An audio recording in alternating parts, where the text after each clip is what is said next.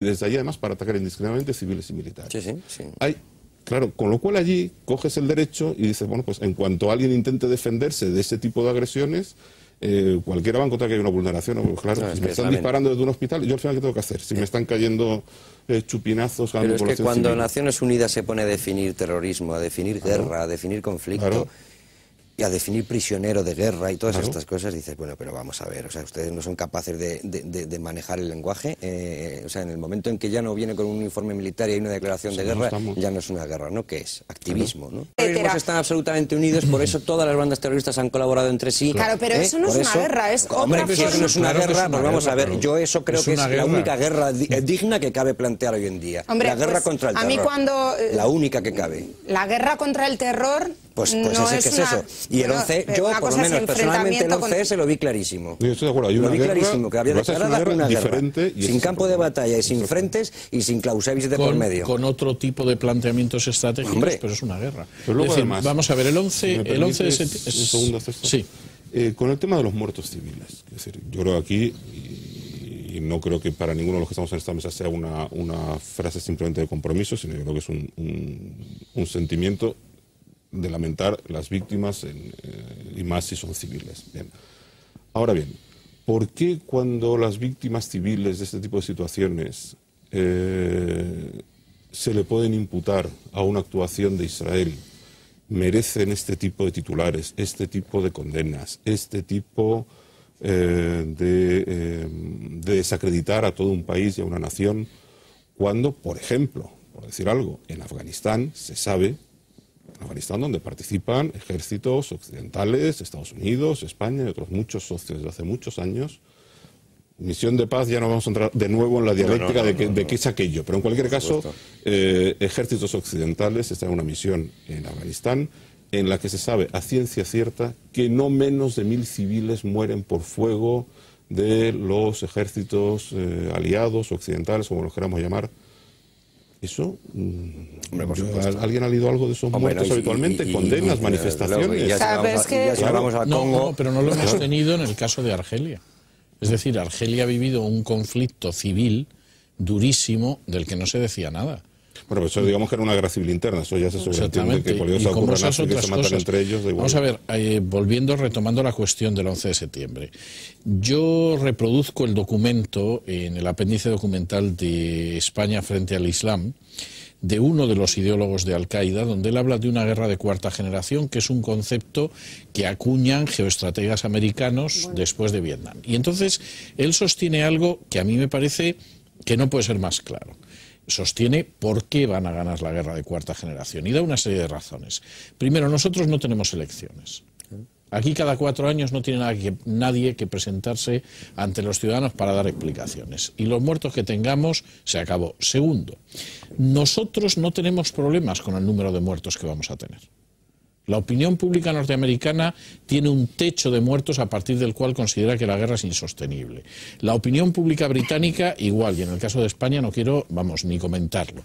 Pero nosotros no. Nosotros podemos tener un número de muertos absolutamente indefinido. Y tercero, nosotros tenemos un gran aliado que son los medios de comunicación occidentales.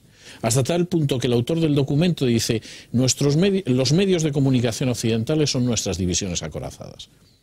Y el resultado de eso es que al final, pues lógicamente, conseguiremos salirnos con la nuestra. Ese planteamiento es un planteamiento estratégico. Eso es un planteamiento militar y eso es un planteamiento bélico. Y el que no lo quiera ver, pues allá él si lo quiera ver, porque no es que sea paloma frente a los halcones, no, es la avestruz que coloca la cabeza debajo de tierra. Nosotros estamos en esa situación.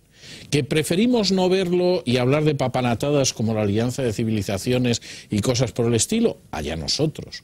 Pero que estamos en una situación de guerra, que esa guerra de manera bastante formal y bastante clara se declara el 11 de septiembre y que aquí hay gente que no se quiere enterar, pues esa es la situación en la que estamos. Y en medio de toda esa historia, pues Israel tiene un papel clave que conecta con otras situaciones que han pasado en las décadas anteriores. ¿Que nosotros simpatizamos con los terroristas? Pues bueno, muestra hasta qué punto buena parte de Occidente está dispuesta a suicidarse. Y además está dispuesta a suicidarse simpatizando con el terrorismo. Luego ese terrorismo puede tener manifestaciones locales que a lo mejor no son tan duras, también porque es mucho más difícil ser terrorista de cierta manera que de otra manera. Exacto. Pero la existencia de interterror es una existencia de décadas, entre otras cosas porque la cobertura que les daba el KGB no ha desaparecido. Cuando ha desaparecido el KGB ya ha desaparecido la Unión Soviética. Y la gente, vamos, yo he hablado con algún muy buen amigo mío que era coronel del KGB y que entre otras funciones tenía la de recibir en Moscú a los terroristas, y se conocía a los palestinos, a los que venían de Nicaragua, a los que venían de las Vascongadas, etcétera.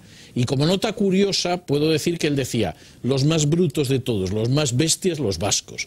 Pero más allá de esa historia, él tenía muy claro que la estrategia de interterror que mantenía la Unión Soviética, lo mismo se aplicaba a la gente de ETA que del IRA, y lo mismo al PKK que en un momento determinado a la OLP. Bueno, pues si no queremos enterarnos de ello, allá nosotros. Si pensamos que la guerra sigue siendo la guerra convencional de tercera generación, allá nosotros. Pues será pero un estamos en una guerra de cuarta don César, generación. porque yo comparto efectivamente los planteamientos que acaba de exponer, pero desde luego yo diferencio y sigo diferenciando entre la guerra como un concepto tradicional y la lucha frente al terrorismo, que efectivamente tiene todas esas diferencias con la guerra Pues esa es una cuestión que tenemos que volver a pensar, porque claro, vamos a ver, cuando se plantean las normativas de La Haya y de Ginebra, etcétera, etcétera, son naciones occidentales. Efectivamente, el contexto histórico es el de ejércitos. Claro. El contexto histórico es el de evitar a las poblaciones civiles un malestar. E incluso en algunos soberanos, como era el caso de Nicolás II, encima existía un prurito cristiano de humanidad, de que al final hay naciones que tienen que ir a la guerra, pero hay que limitar eso, etcétera. Eso ha tenido una eficacia relativa y limitada. Posiblemente positiva, pero relativa y limitada. Pero se daba en un contexto en que las naciones que estaban combatiendo pues era Francia, era Gran Bretaña, era la Rusia de aquel entonces o podía ser Italia. Esa no es la circunstancia actual. El enemigo no combate de esas maneras y además el enemigo no puede aceptar esa visión humanitaria porque tiene una visión totalmente distinta, en la que el terrorismo, por ejemplo, es algo absolutamente lícito. Y entonces no podemos seguir jugando al fútbol cuando resulta que el equipo que tenemos enfrente ha cogido la pelota y se la ha colocado debajo del brazo porque a él le da lo mismo en las reglas de juego aplicar las del baloncesto, las del fútbol o las del rugby. Lo que quiere es marcar.